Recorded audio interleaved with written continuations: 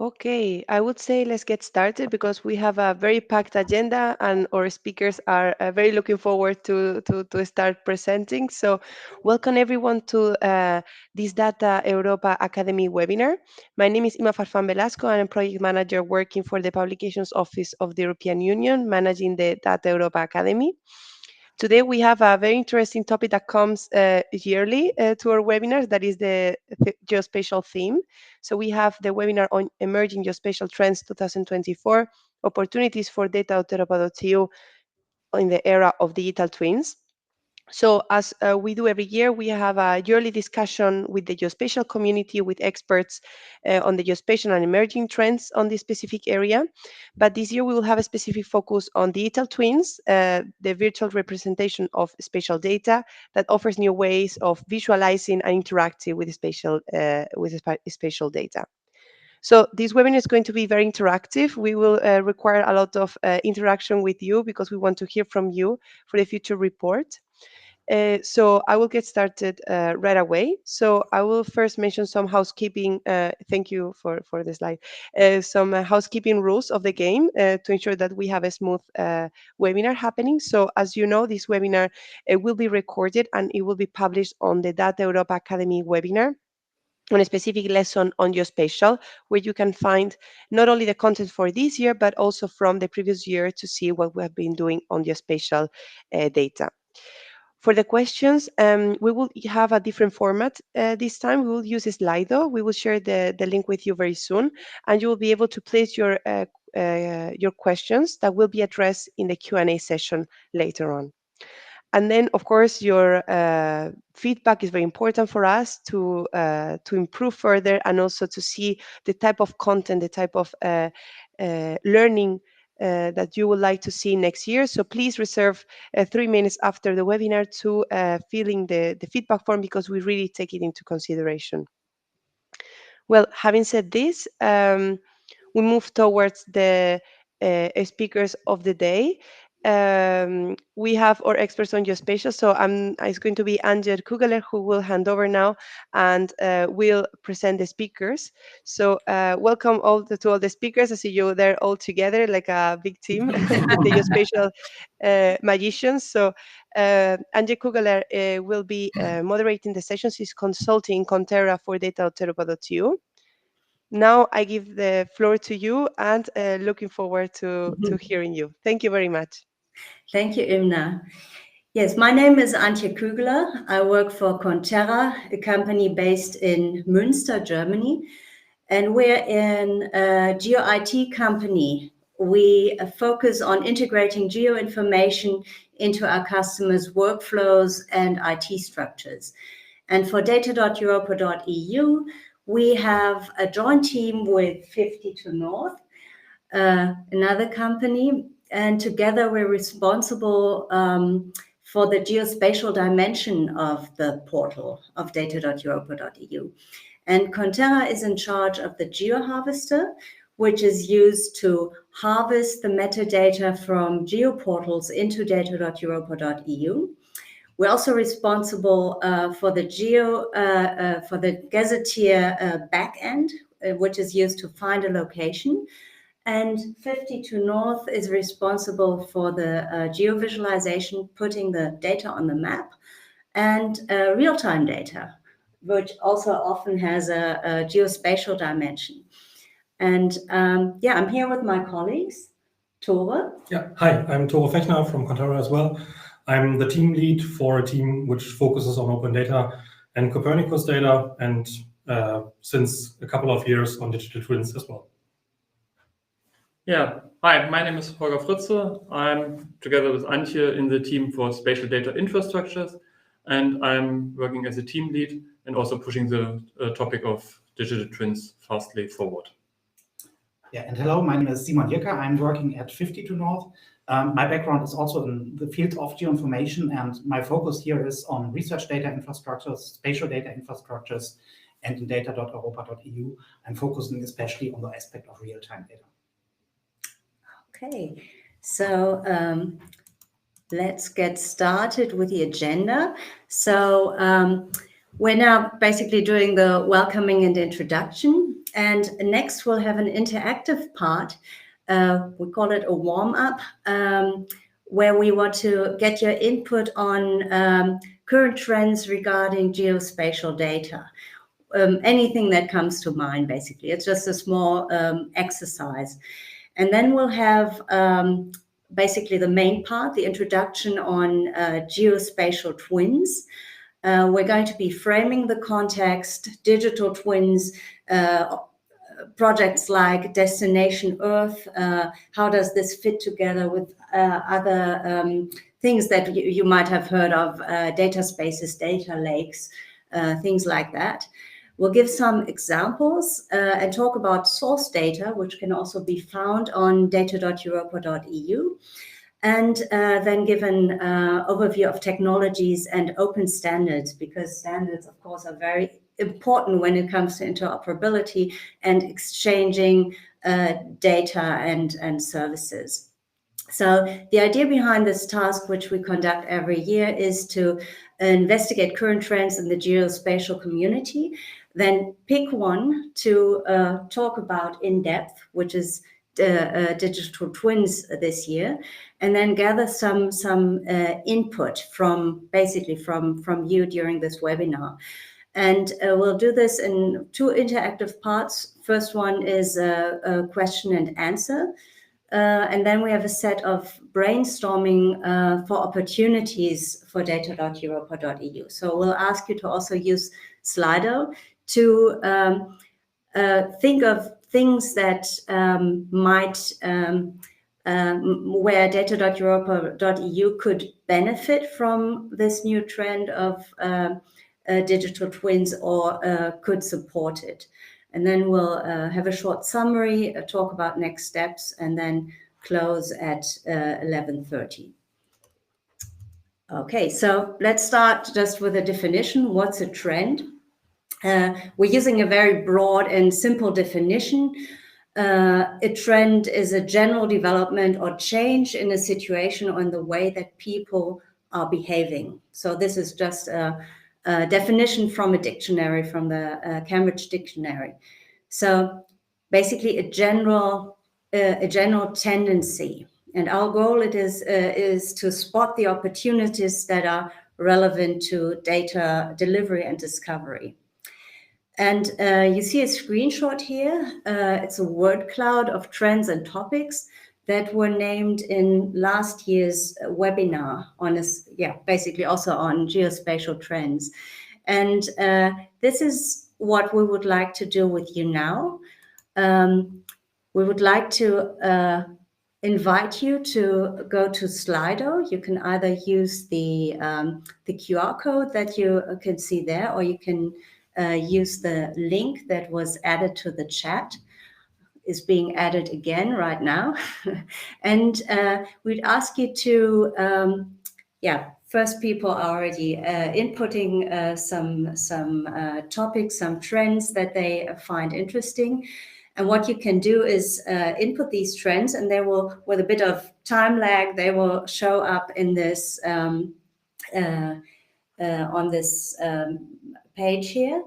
And you can also vote for other people's topics. So if you say something, oh yes, I was going to say Geo AI, you can either use the same, put it in again, or you can upvote it with the little thumb symbol here. Okay, here we see artificial intelligence, Geo AI. That was actually last year's topic that we talked about, very relevant, of course. Data spaces, urban planning, machine learning, another artificial intelligence connected to artificial intelligence as well. Digital twins we see a few times, which is of course good because that's our topic our topic this year. And we see adjacent topics like WebGL, building information modeling, machine learning, augmented data, the metadata standards. Real-time data. Very good, yes. quite a bit of cloud computing. Different terms will show up in different areas. Also sensors related to real-time data, I think. We also see imagery topics, drone imagery, high resolution imagery. Smart cities, we had that, I think 2 years ago, we talked about that as a trend, still very relevant.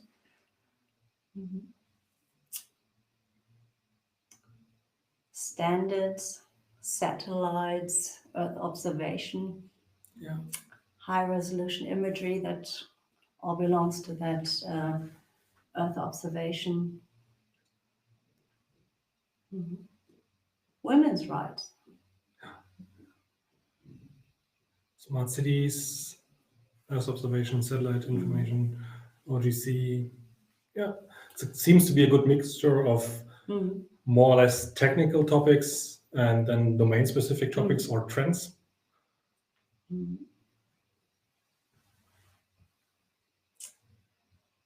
Natural disasters. Yeah, we also see analysis, data insights. Ocean twin, that's an interesting aspect of, or interesting type of digital twin. Yes, and I think there are a few ongoing research projects which are doing quite some interesting work also on developing such twins at the moment. Okay. It seems to slow down a bit, so if everyone could have a look at it. It's picking up again. It's picking up. So if everybody would add the topics, the trends which you want to see mentioned here, or vote for topics, that would be great. Okay, great. So this was a fun way to learn about what other participants are thinking about, and to also get to know this tool Slido, which we will be using for the Q&A. So we wanted to basically get you here. For us, it's also valuable input for next year's webinar, because we can see what are topics that come to mind when you think about trends for geospatial topics. So thank you very much for taking part here. And now we'll move on with the part on geospatial digital twins. We'll do an introduction and framing of the context, which will be Holger, and then give some examples and data sources, which will be done by Tore, and then he will hand over to Simon, who will talk about technologies and open standards. So, Holger, thanks. Thank you, Antje. I will give you a short introduction on geospatial digital twins. But before that, I want to go back and look at what is a digital twin in general, because that is a term that originally comes from an industry perspective. And you see on the screenshots, particularly from the automotive industry. So it's a virtual representation of a real object or system. And the idea is that it covers the whole life cycle, and it's updated with real data. So you can use simulation in the early phase, on the planning phase, before you do any hardware construction, to learn how things behave. For example, in the car context, how a crash test might affect the security. So you can do optimizations before you actually start the production, and that saves you costs, material, and time as well. And in the end, the digital twin has the idea to support the decision making. And with that in mind, let's look at the geospatial twin, which has a fairly similar idea and is not that different. So the geospatial digital twin is characterized by 5 components, namely data and interfaces, analysis, scenarios, forecasting. Then we have the visualization and interaction. We have the share and collaboration aspect, and we have the decision and execution aspect. And if you look down a level or go a level further, look in the data and interfaces, we have fairly large data sets existing in the context of spatial data infrastructures. But we also have new sources of data, like three-dimensional data, sensory data, real-time data. And this data needs to be incorporated using data streams. And one important aspect, Simon will talk about that later, are open standards. If you have this data, we need to present it. So the interaction in 3D, the realistic presentation of the data, the base data and the thematic data is very important.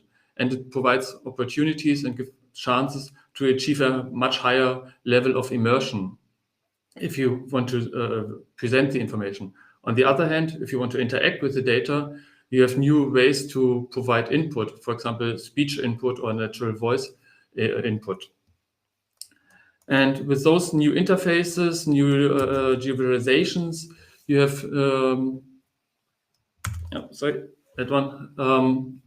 You have, can address the sharing collaboration aspect much more advanced. So we are able to make spatial issues more tangible and more addressable, and we can have new ways to provide feedback, and we have a seamless collaboration.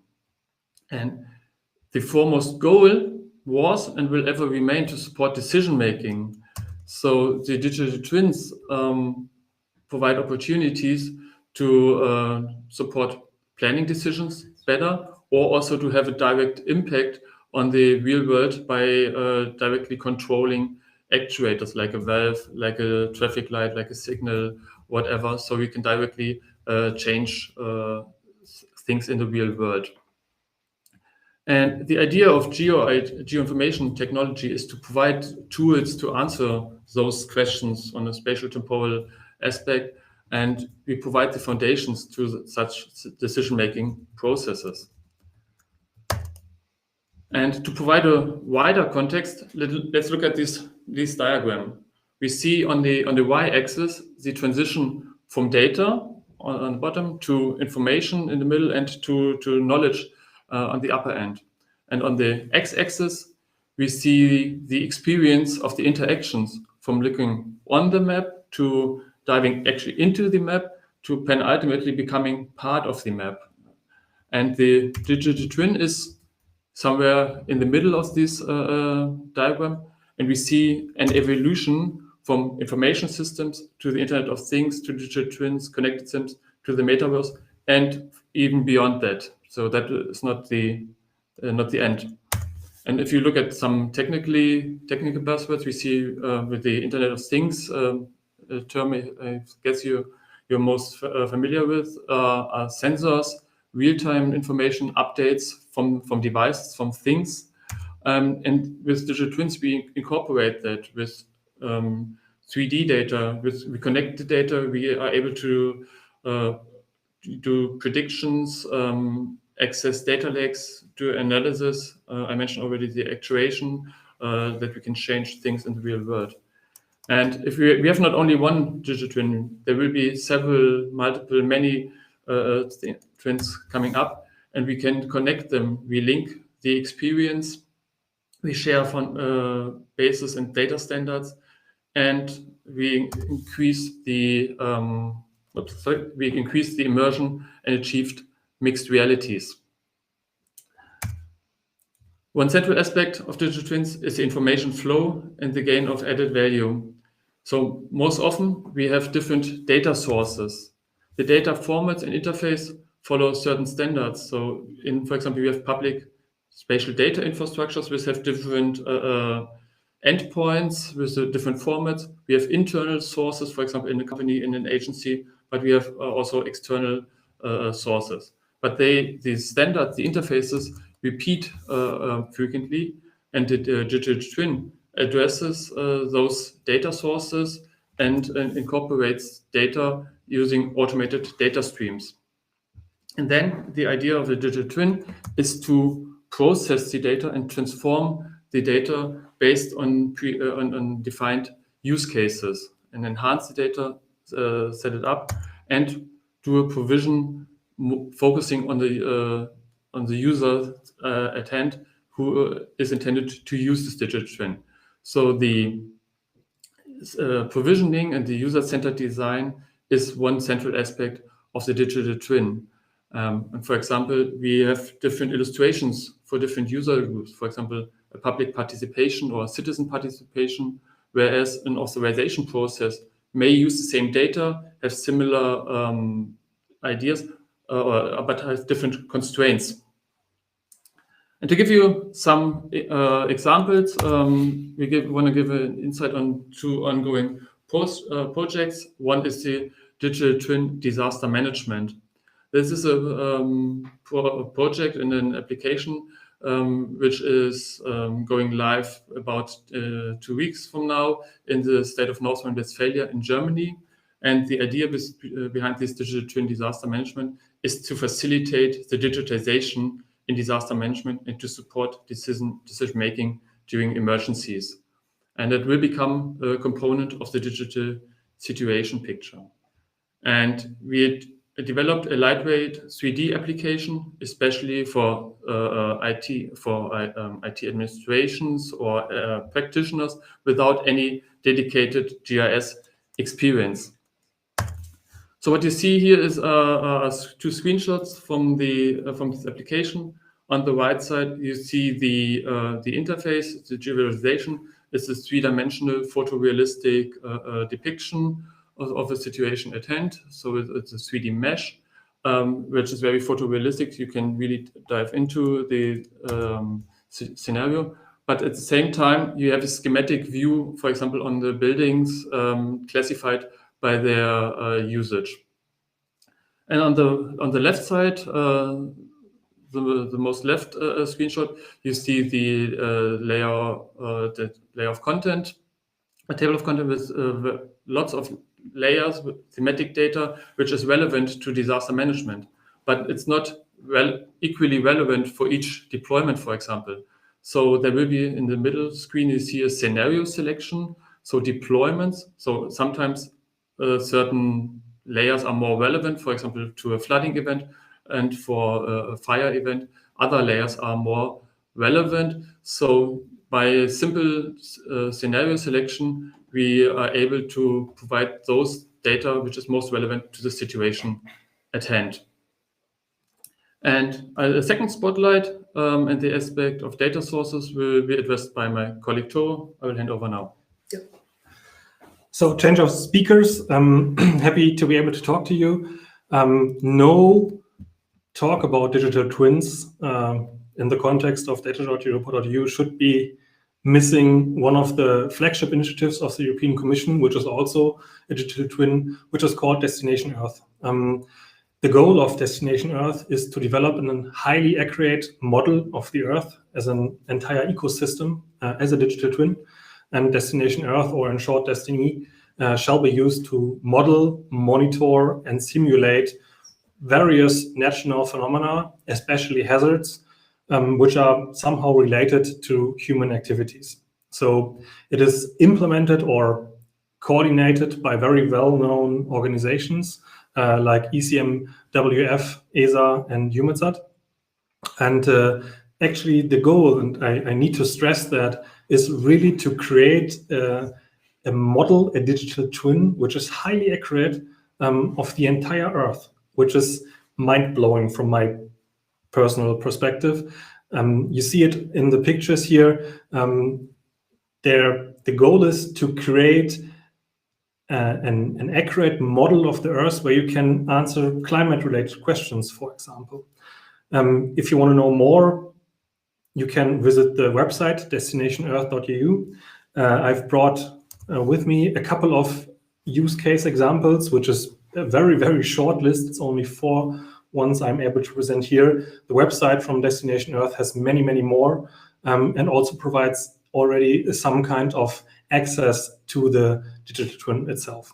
So what are example use cases for Destination Earth? For example, the renewable energy. You can probably easily imagine that renewable energy is kind of like a hot topic right now, and we want to know and model and simulate what kind of impact we have when we create a bunch of renewable energy sources, how this might affect the local ecosystem, the climate, or on other spots. Another use case, which is nicely fitting with the talk Holger gave about the digital twin for disaster management, is also Destination Earth looks at disaster risk mitigation and climate adoption. So you have like different kinds of focus points those digital twins can take. One digital twin looks at the current situation in situ, and the other one looks at how to simulate and model things you might change in order to mitigate risks before they even materialize. Another use case is how we could improve our energy system modeling or simulate future events which are extreme. So I can only urge you to have a look at Destination Earth and check the website out, because this is one of the really highly visible flagship initiatives from the European Commission. Coming to data sources, how do we power all those models and how do we power all those digital twins? Where does the data come from? And I can only say that open data is a really important data source, but it's not the only one. So as always, data sourcing for a digital twin or any project is time consuming. You spend a lot of time looking on what's available in what kind of quality, under what kind of licenses, and is the data itself usable? Is it clean? And this process doesn't disappear magically. But one really important aspect to find this data are catalogs, like data.europa.eu. And you'll see a couple of examples from one of the digital twins in a second. But don't only look at those open data catalogs, also look at federal or local, for example, geodata catalogs or other data catalogs as well, because they might contain a lot of additional information as well. Because even if you would like to have a one-stop shop for data.europa.eu, not every data set which is perhaps only locally relevant might be available in data.europa.eu. So to give a very mundane example, but to bring it to a point where you all can see the value, is kindergartens, schools, and hospitals should be available digitally basically everywhere, right? It's not kind of like especially protected information. We need the services and those institutions on a day-to-day basis. But for the disaster response officials, for example, they are highly requested as an interactive service, as APIs, where you can use them programmatically, for example, in a digital twin, because often this data is only available on a paper basis or it's not updated regularly. So well-maintained APIs which have those kind of data for kindergarten, schools, or hospitals are and were highly requested, especially if they are well documented. And where to find those data sets, for example, in data.europa.eu, I've brought you one of 3 screenshots. The daycare institutions, the kindergartens, which we used for the digital twin for disaster management in North Rhine-Westphalia, are discoverable, are findable on data.europa.eu. The hospitals, which are here shown in the French machine translation version, so you can also find this data in your non-native tongue, are also available, and the schools as well. You see the spatial coverage there, and you see that they are not available for the entirety of the European Union, but for the federal state of North Rhine-Westphalia. And those were integrated in this digital twin as the provided open data published data sets or APIs, because the data quality was excellent. They are available as OGC API features, which is a feature-based access, which you can just use as a programmatic way to access them. You can download the data as CSV files, and you also have the OGC WMS, which is more or less only a visualization format, which we all know and love, at least in the geospatial community, based on the entire Inspire process.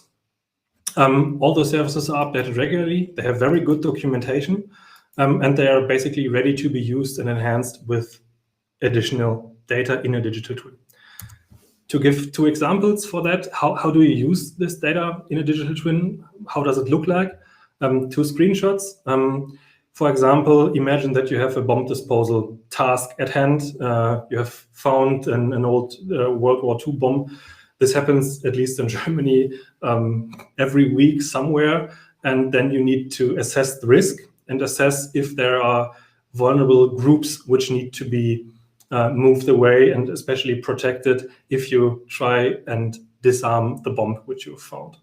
And the standard way now in the digital twin is you just simply put the location where you found the risk, the hazard, create a buffer zone. And as we are able to consume the data of the OGC feature API, we can provide accurate public information in a programmatic way and say, well, there's 3 kindergartens, 1 hospital, 1 home for the elderly.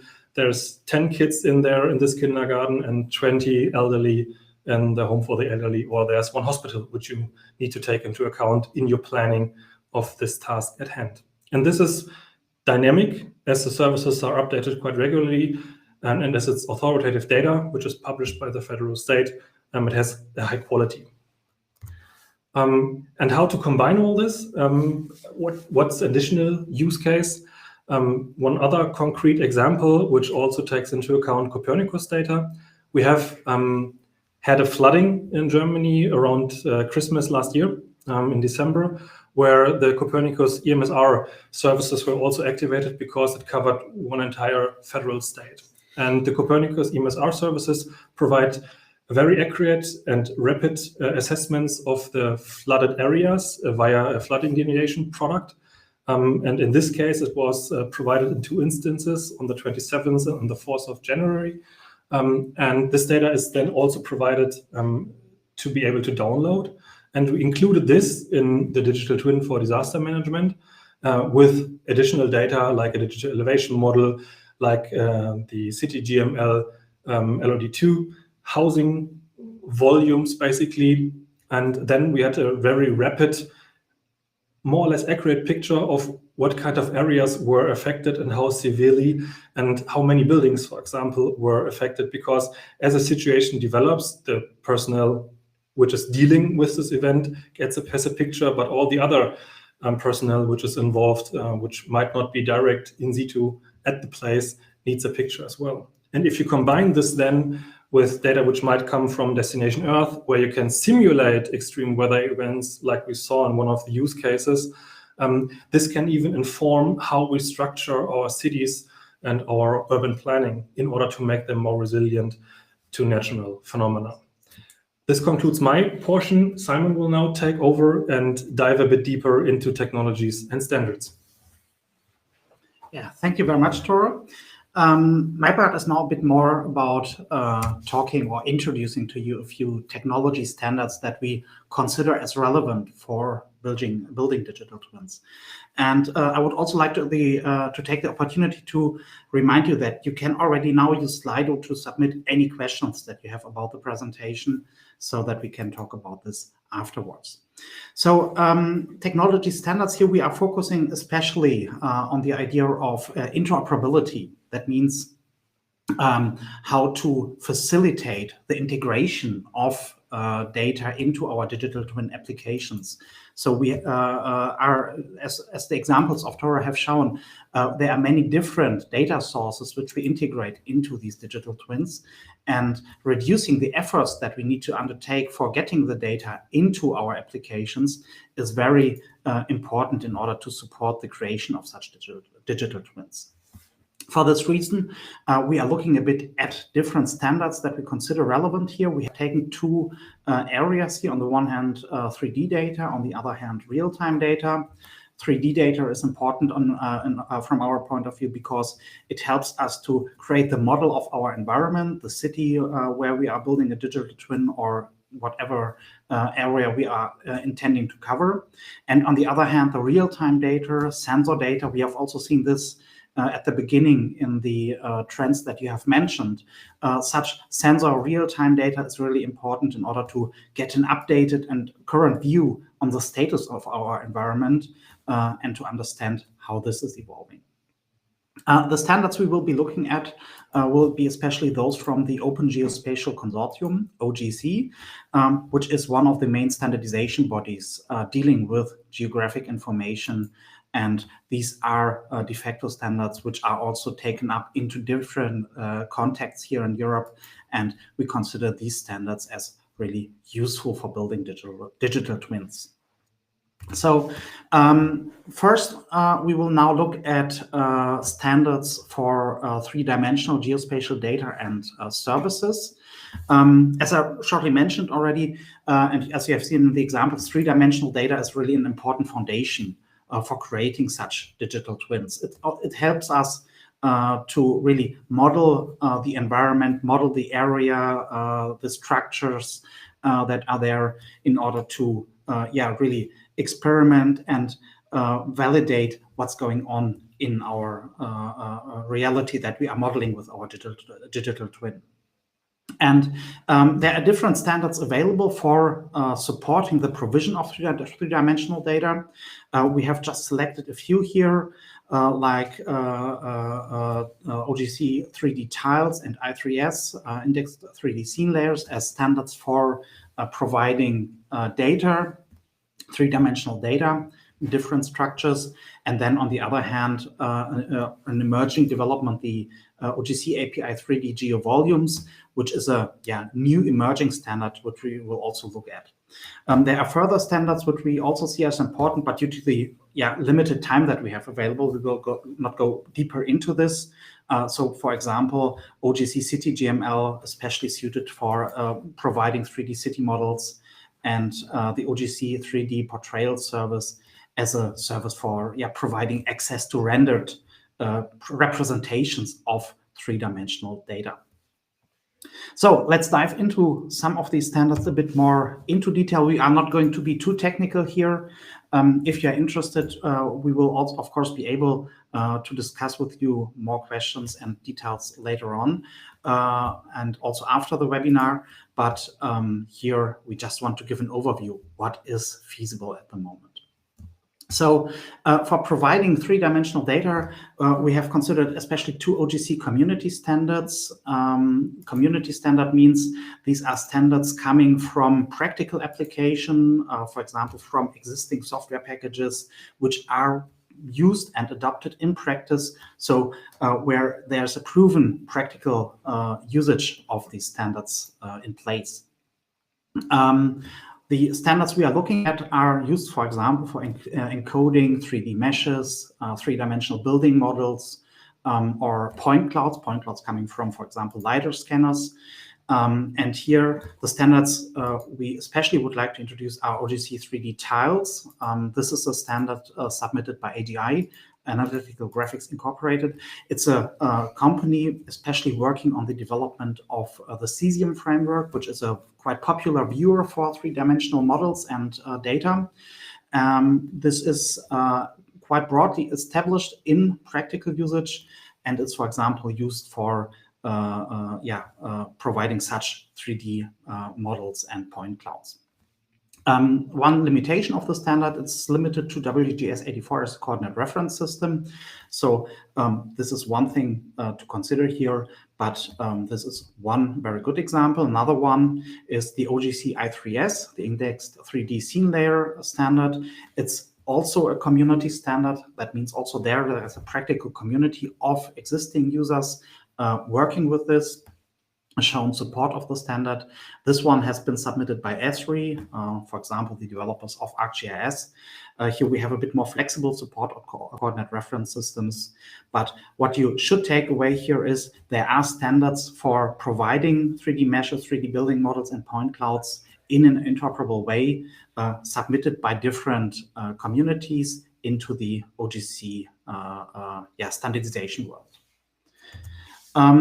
One interesting development that we see then is that there is also an emerging standard, the OGC API 3D GeoVolumes. This belongs to a new generation of standards, which is currently being developed at the OGC, which is a bit more in line with mainstream IT standards, in order to make the adaptation of these standards also easier. This standard is also driven by the idea that it should abstract from currently coexisting solutions for providing access to three-dimensional data. We have seen that there are, for example, these two standards for providing the three-dimensional data or for encoding the three-dimensional data. And the idea is now to abstract from coexisting solutions that have been driven by certain vendors, for example, and to abstract into a more generic approach that can be then used in a broad range of contexts. The standard will feature, on the one hand, a resource model for encoding the three-dimensional data and a corresponding API based on the principles of Open API in order to access these data. It's a quite interesting development. It's still an emerging standard in development, but something to look out in the future, we think. Then we are moving to the second field of application and use cases. It's about real-time data. And there we see basically two use cases. On the one hand, the streaming-based delivery of data. That means that we want to have a continuous stream of data that is delivered with low latency. So delivering data as soon as it is available, as soon as the sensor has measured a new property, then the data shall be delivered. And on the other hand, having this as a really continuous stream of information. For this use case, we see, for example, standards such as MQTT, which we will look a bit more closer at, as well as AMQP. And on the other hand, it's not only important to access the current latest measurement of our sensors, we also often want to access to archive of such time series data, as we call it. That means we would like to derive trends and further information from past measurements. And for this purpose, we have two standards that we have selected to present today: the OGC API Connected System as a standard which is in development, as well as the OGC Sensor Things API. As a quick background, the Internet of Things is a quite important driver for these standards we are now presenting. So the idea of the Internet of Things is to have interconnected devices, especially sensors, that help us to collect any kind of information about the environment, about this current situation, to share this kind of data via the Internet, and to use this as an important source of information for building our digital twins. Examples of such Internet of Things application or application fields are, for example, smart homes, wearable devices, connected cars, and any kind of sensor that you may imagine. And one important standard that we find now for delivering live streams or real-time streams of our data is MQTT, which is a publish-subscribe standard. That means consumers of data, like users, can subscribe to a so-called broker for a certain topic. The topic is a structure or a data stream of measurements from a specific sensor for a specific location, for example. And the clients can register at this broker in order to subscribe. And then as soon as new data is available for this subscribed topic, the broker takes care of delivering the data to the user. It's really popular in the Internet of Things community. And as you can see on the right-hand side here, there are already first resources of MQTT brokers discoverable via data.europa.eu. It's an ongoing process. It's really first things that you will find there, and we hope that this will increase in the future.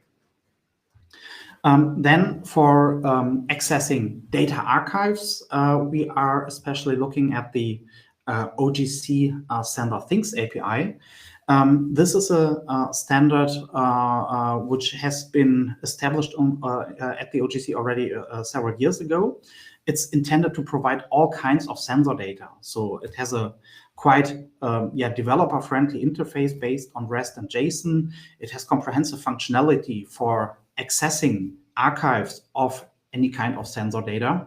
And as an interesting feature, it can also be combined with an MQTT broker.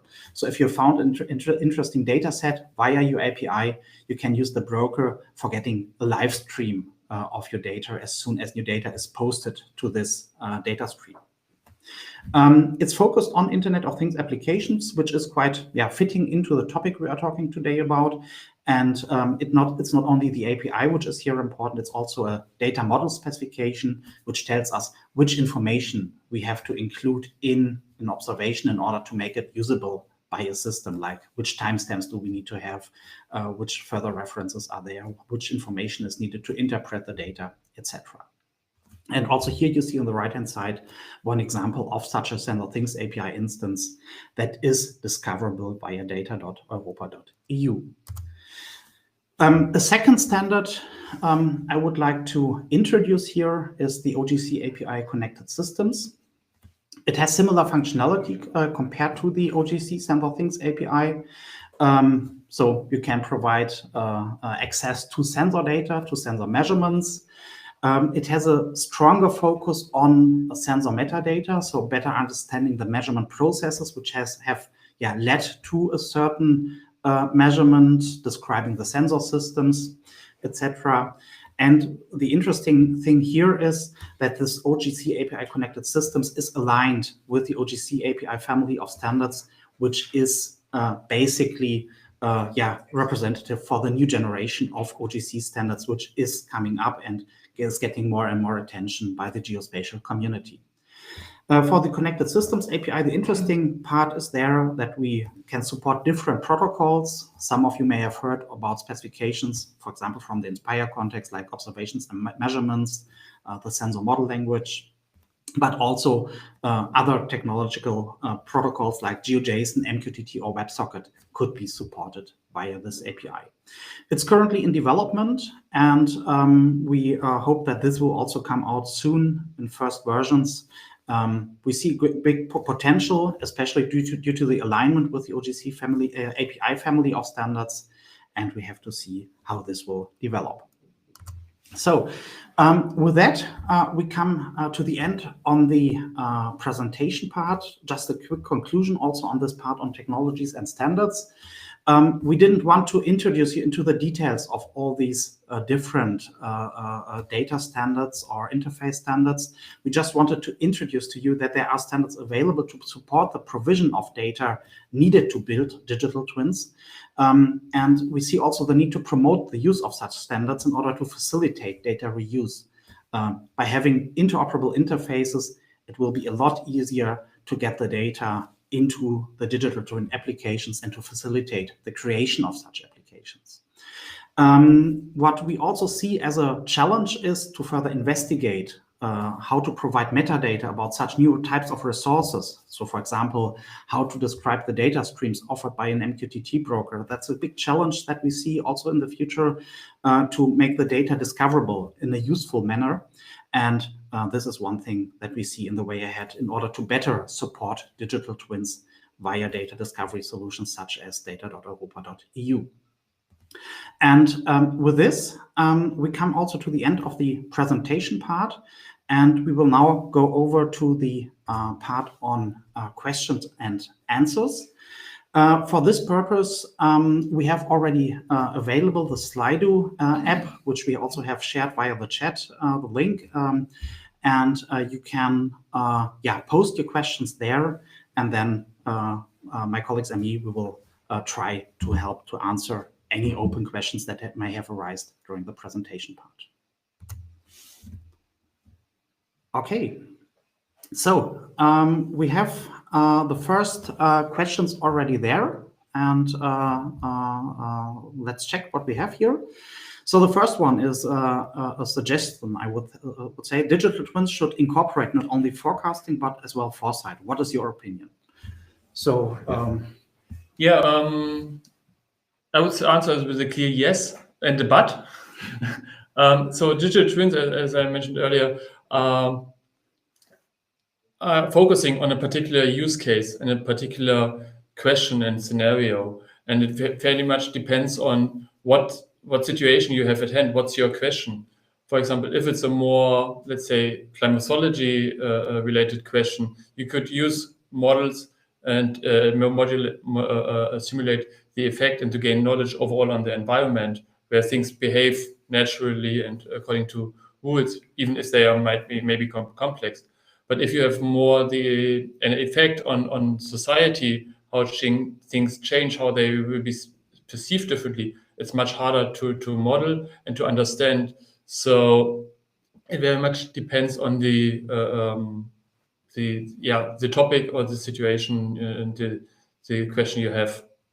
Yeah, but I would add to that please don't try to build one digital twin to rule them all. So don't build a monolith.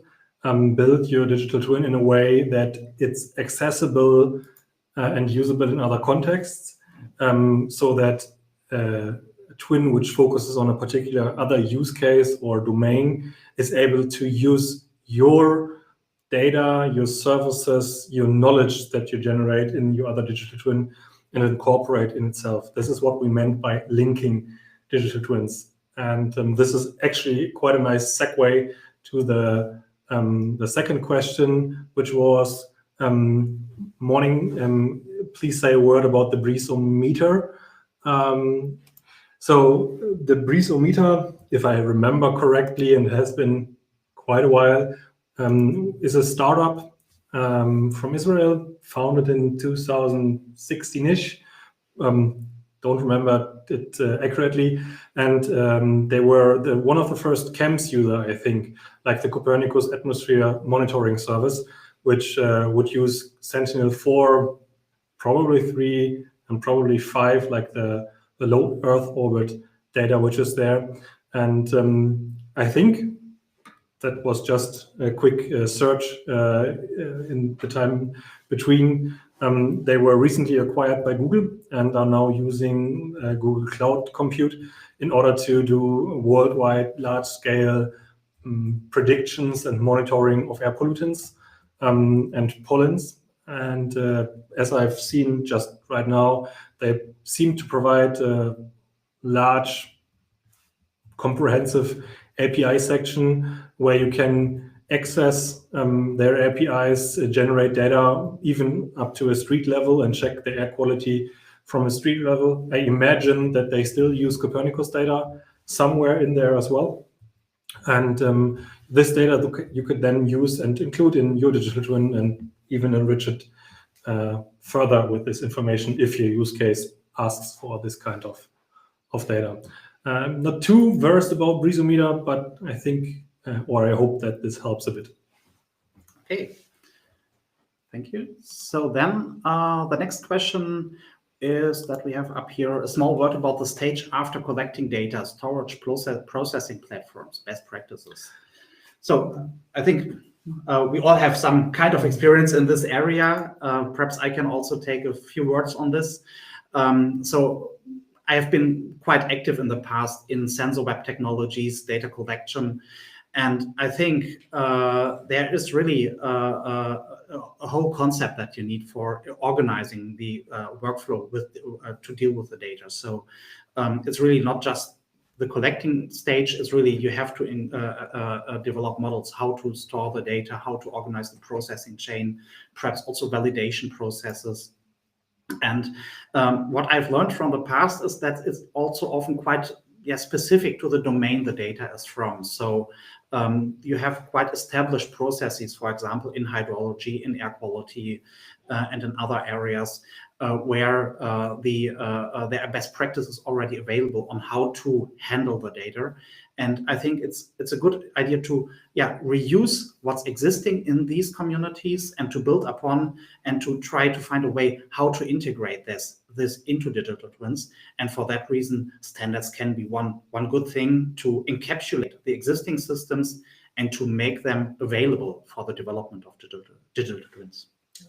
From a very geospatial point of view, I would like to add that reference systems won't go away. So this is all how Inspire basically started in order to make data fit and create cross-border collaboration and create a cross-border data stream, basically. We all have different kinds of expressing how the geospatial data is located in space in the respective spatial extent. And as we saw from our experience in the past couple of years, this is still very much important, because even if you start visualizing things in 3D, they all need to fit together. And most often they need to fit very well together. And there's a lot of existing knowledge and formulated standards which help to use the existing, for example, Inspire data, if it's available as vector data, and to include it in digital twins, which are geospatial. And there we always have the coordinate reference systems, the spatial reference systems. And I would highly advise everybody to have a very close look at it. And don't forget that we have decades and decades worth of experience on how to make spatial data fit together, and not to throw this out of the window because we now want to show something in 3D.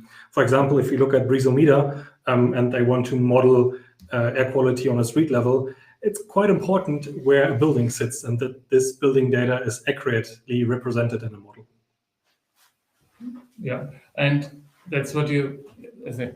In particular, one addition, nowadays there's a lot of funding, what we experience, on setting up digital twins. And one advice is, if you plan to build your digital twin, because there is funding, please always already consider the stage after the setting up phase. If you want to go in production, you will have new permanent costs for establishing and for maintaining and running those such systems. Okay, so then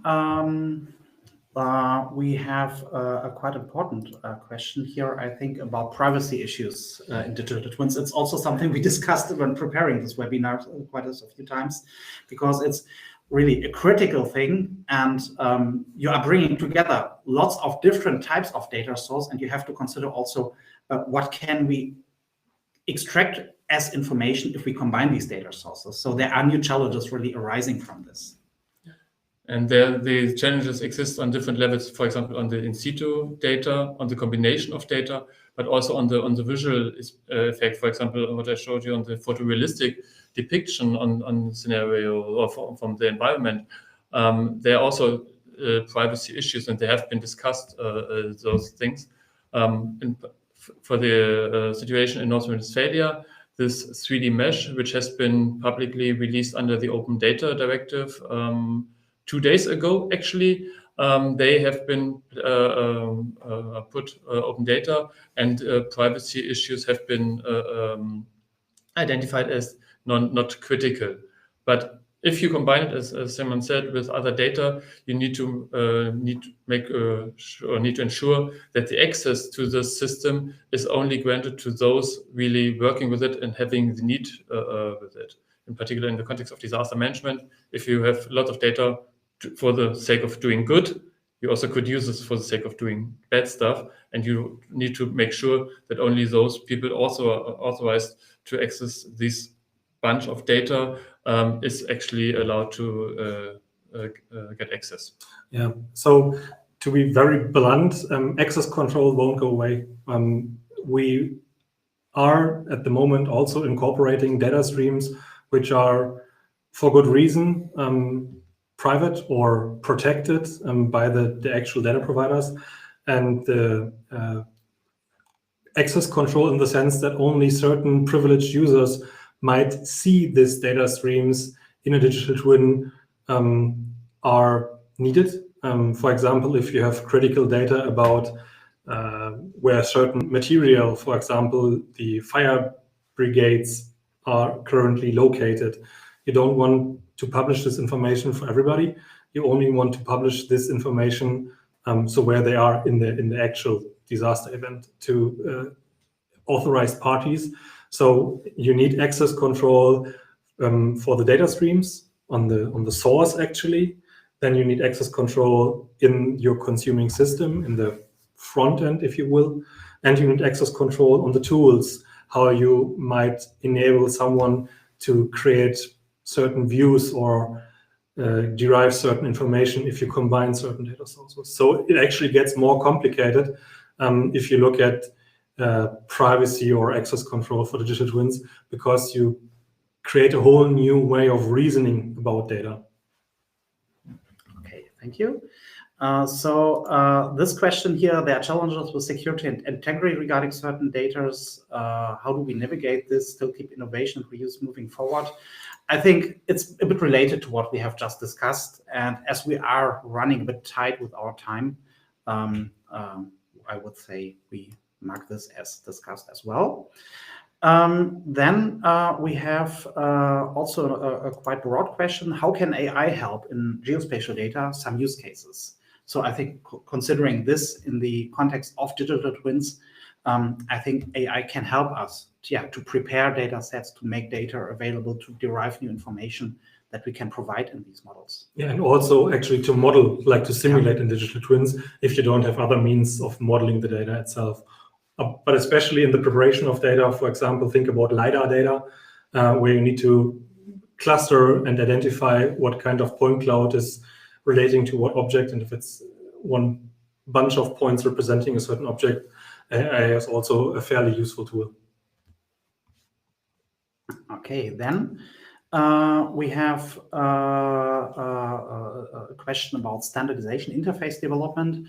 How to best develop an interface that allows for real-time data to be updated and reported every minute, namely for the AFIR regulations. I'm not really familiar with the AFIR regulations, but for the real-time interface, I think here it's really recommended to look on the one hand at basically we need to look at two stages. On the one hand, we need the protocol for making the data delivery. This could be something like an MQTT broker, but on the other hand, we need to look at the payload, which shall be delivered via this protocol.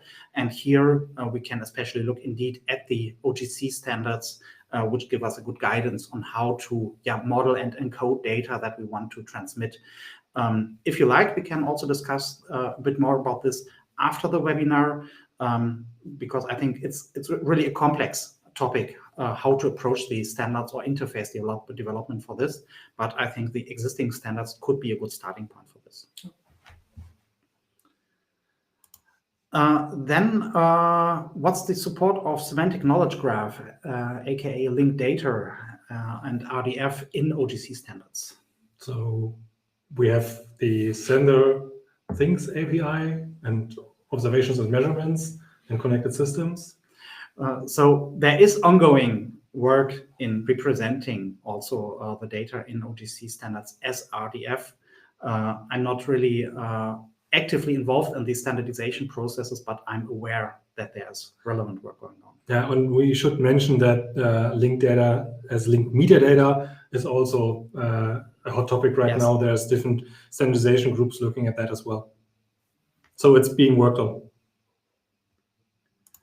Then the next question, I believe it should be built a standardization workflow and procedure in order to allow faster connection between digital twins. Do you agree? Yes, absolutely. I think that's also what we try to motivate today, that we see standards and interoperability as a very important baseline and foundation for building digital twins and also for connecting the data collected for them. Then, is there a connection between Destination Earth and Copernicus? Sure. I mean, the three largest organizations which are dealing with Copernicus on various levels are spearheading it. And although I'm not involved myself in the modeling aspect of Destination Earth, I would guess that Copernicus plays a major role in the modeling, although different data sources is quite likely as well, because Destination Earth aims to provide the capability to model local scenarios as well, like a brisometer, and therefore you need, I think, higher resolution data. But if you look at worldwide coverage, Copernicus is quite certainly a valid data source. Great. And then we have one final question. How can digital twins be used to improve the quality of macroeconomic models used by, I think, the European Central Bank, for example, on climate change for the transition and physical risks? Yeah, so for example, Destination Earth looks at this as well. If we look at the mitigation of climate adoption or disasters, this has a direct example of how we do business basically and work as a society. I'm not familiar with macroeconomic models, but the capability to be able to simulate what an extreme weather event, for example, in, I don't know, pick a capital city of any European member state would have on that state and its economy seems to be quite relevant, I think. Mm-hmm. Okay, and then I think we will also take the last one, although we are just a few minutes behind our schedule. GeoDicket.AP was mentioned in the upcoming trends, an example on how it is related to the development of digital twins. So I think there we have already a very good baseline with data.europa.eu as a data discovery portal, and data discovery is a crucial point in making data available for building digital twins. And here, having metadata provided as GeoDicket.AP is a critical foundation in order to make it possible to find the data in order to build them. And there was one additional question here in the chat from the Click meeting, where I can find more information on the North Westphalian Digital Twin Disaster Management. So this twin is starting operational use in about 2 weeks, or less than 2 weeks from now, and there will be public announcements by the Ministry of the Interior at that time. So have a look at the websites from the Ministry of the Interior in North Westphalia. From the federal state in Germany, so it's quite. So I think for the state North Westphalia. From the European point of view, this is probably hidden somewhere very far away. Well, maybe we can add a link how to at least find the page of the correct ministry. Right. Okay, so thank you. So just thank you to this comment. I have to go now, but have to thank you for all the information and support. Thank you very much for this feedback. And then we will now move ahead to the next poll part, the interactive part on opportunities for data.europa.eu and how data.europa.eu can benefit from digital twins. So the idea is now that we would like to gather your feedback on future directions. What should data.europa.eu do in order to better support the development of digital twins? Which chances do you see where we can, for example, provide access to further data resources, where we could motivate data providers to make these data sources available via data.europa.eu? Is there any kind of support that you would see as a factor that would help you in order to share your data, in order to consume the data? So anything that you see as an important aspect for the future development of data.europa.eu in order to better support digital twins, it's highly appreciated feedback that we would like to gather from you. Okay, so we are already getting first comments in here. Liaise with digital twins to provide high quality data. I think that's really something which we should take up, so that we could on the one hand think about sharing success stories on such digital twin projects in order to motivate other developers. And I think if you are running such projects, we would also be happy if you get in touch with us and we could discuss how we could work together and share our ideas. Create a common standard for data sharing and production between different digital twins. Definitively, it's also something we tried to motivate with our presentation today. And if you are also there interested in contributing to this, if you have any ideas, technical suggestions that we should take up, please get in touch with us. And I think we can there also work together, perhaps also as part of this project in order to provide at least training material or promote the reuse of certain standards. A common structured database for data collection and data sharing. I'm not totally sure if I understand this correctly, but I think it's also a very valid suggestion. And I think it's helpful at least to provide templates, how to organize data relevant for digital twins, best practices, how to manage such data. I think that's the direction into which we could go in order to support this. Yes, I think all data providers should be aware, and this is a thing we all need to motivate, that the data they are sharing, they are not sharing into an empty void. They're sharing this now into a community, basically, where the data is reused, actually. And we all know that data preparation and data adjustment and enhancement is a intensive work. But if we all, as data providers, have this in mind, that this data is ideally be used by someone else, and we see this uptake now as part of the open data movement, we also need to motivate the data providers and ourselves to do it properly and spend the necessary time. Yeah. Then we have the command, create a human and machine understandable standard for data sharing and discovery. I think that's totally in line with the discussions that we had already. So yes, I totally support this, and I see this also as future work that we would be highly interested in to work with. Data story on destination Earth. Seems like an excellent idea. Yeah. So we should take this into our notes and then follow this up.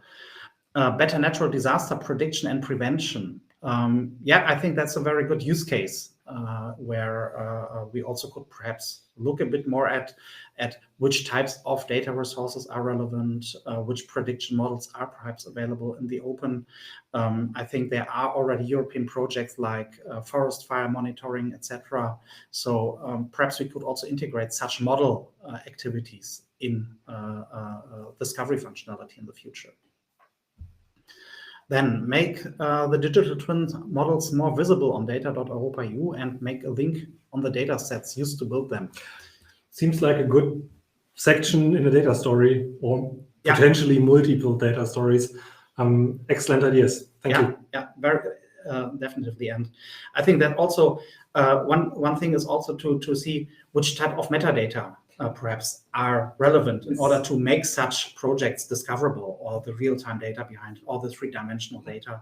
I think there's also some work to do still. Then through open data following specific standards to be interoperable.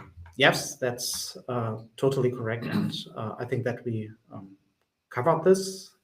Then create a full interoperable integration of BIM, BIM, and GIS into the common standard of digital twins and city management. Yeah, that is something we haven't shown today, because that is really the latest hot topic.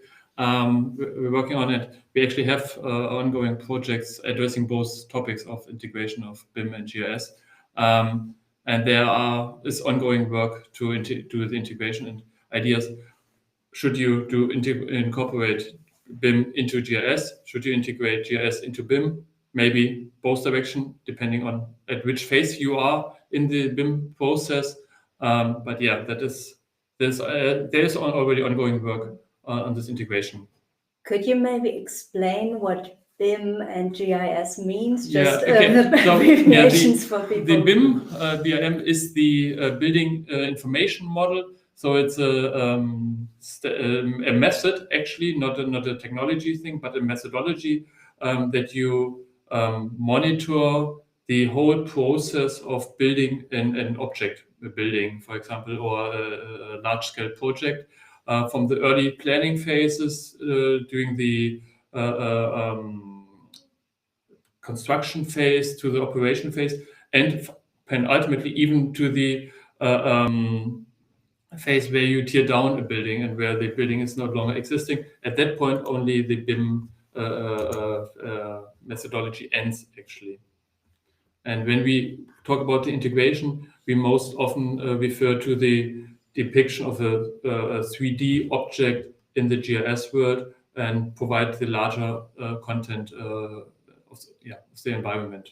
Basically take the entire spatial view in a geographic information system in order to have the surroundings and all the other data which typically is found in the GIS, for example, natural hazards or certain building regulations and zones, land use parcels, information about streets and so on. And what we already have in the GIS is the advantage of standards. The OGC, as someone has shown, has new standards, and the construction domain is now also coming up with standards, with data exchange formats, with very much defined endpoints like IFC, for just to name one. Mm-hmm.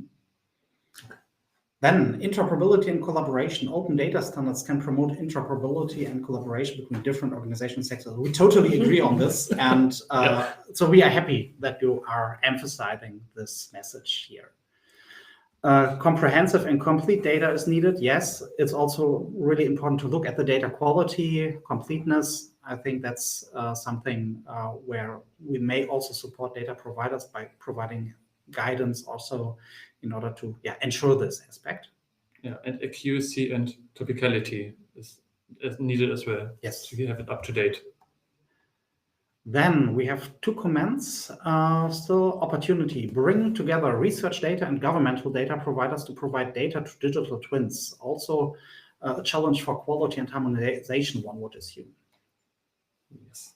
Yes, we totally agree. And I think this is also one hope that we have, that we perhaps today will be able to get in contact for data.europa.eu with data providers and stakeholders in the community in order to try to find further synergies. Yeah, and when we see governments are enforced to provide the data as open data enforced by law, and the research domain is also moving forward to share the data, share the methodology and the insights under an open research directive.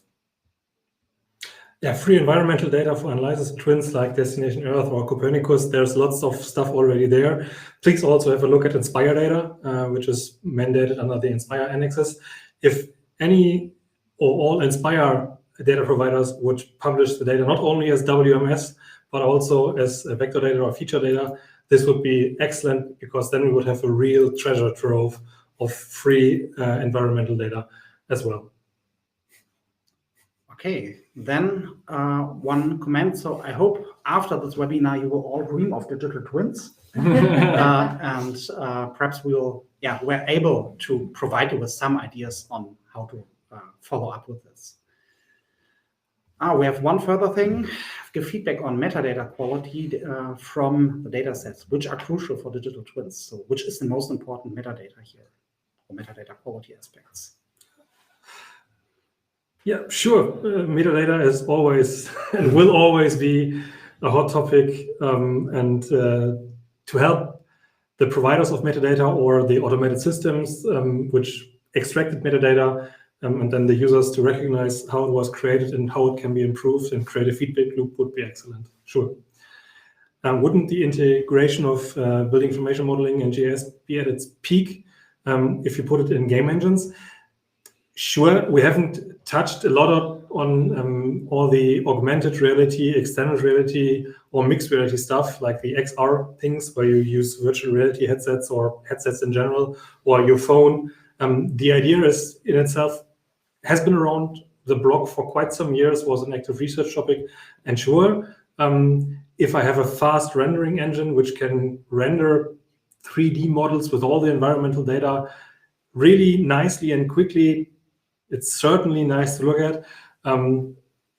Sure, and it's even possible today with some technology providers to do this. So I know of Unreal and Unity where this is already possible, but not everybody wants to put up a headset or use Unreal on a very powerful computer in an installed app. It's also about the ease of use and how to ease of access to the data.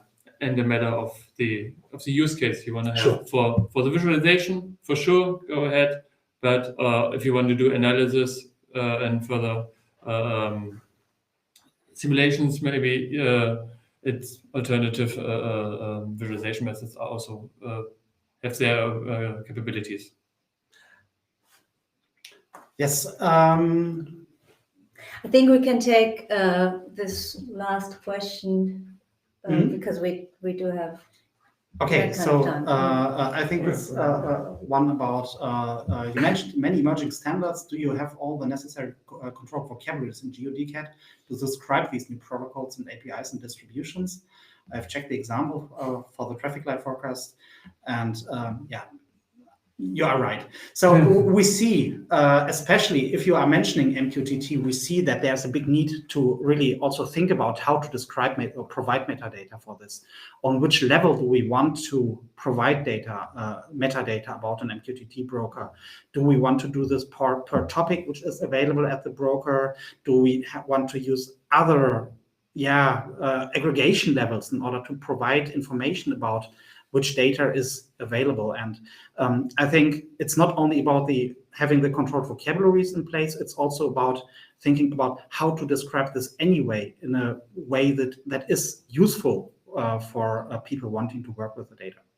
And just to quickly look at the last, or one of the last questions, and this will be the last we answer, are there use cases for geodigital twins in healthcare? If you remember the pandemic, we all struggled through together.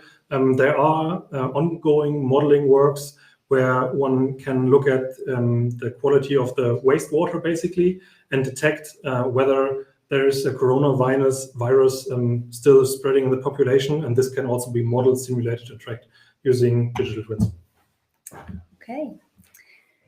Thanks a lot to everyone for joining the discussion here and asking more questions. So this is always a good sign when people have lots to think about and ask about. We had a lot of fun. We, I think, got a lot of interesting input through your questions and also through this brainstorming activity here. And our next steps will be now to compose a short report. There's also the link here to last year's report, which was on Geo AI, artificial intelligence. And your findings will provide input to further development of data.europa.eu. I'm sure that Imna has been taking some notes on the data stories and questions about use cases and user stories, basically. So thank you very much, and I'll hand back over to Imna. Thank you so much, Angie, and thank you all of you for this wonderful presentation. Indeed, I was taking notes. There are some homework for us to do and a lot of follow-up. So this is something that will come up in the coming months. So yes, so we look forward to this report and to see also the outcomes from it. So just to close up, I would like to guide you through the upcoming webinar that will take place next week, next Friday.